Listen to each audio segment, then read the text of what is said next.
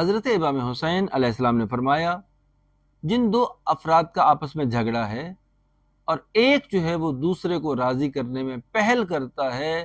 تو جو وہ پہل کرنے والا ہے دوسرے کو راضی کرنے والوں میں سے، وہ اہل بہشت ہوگا۔ یہاں پر یہ بات بھی سمجھی جا رہی ہے کہ جب انسان اکٹھے میل جول اور اکٹھی اجتماعی زندگی بسر کرتے ہیں تو اختلاف رائے بھی پیدا ہوتا ہے،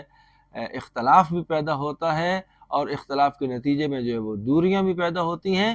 امام یہاں پہ فرما رہے ہیں کہ اگر دو مومن کا، دو مسلمانوں کا، دو انسانوں کا آپس میں جھگڑا ہو جائے تو اس میں سے جو بندہ پہلے یہ ادراک کرے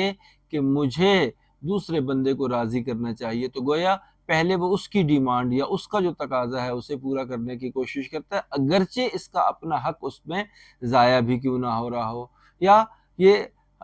کہتا ہے کہ چلیں یار ہم پشیمان ہو رہے ہیں، ہم آپس میں اس جھگڑے سے ہمیں کوئی فائدہ نہیں ہے، اور وہ دوسرے بندے کو راضی کرنے کے لیے کوئی بھی قدم اٹھاتا ہے اور دوسرا بندہ بعد میں اس کی بات سے متفق ہو کے راضی ہو جاتا ہے، تو چونکہ جس نے پہلے یہ کام کیا ہے کہ دوسرے کو راضی کرے، تو امام فرماتے ہیں کہ یہ بندہ جو ہے وہ اہل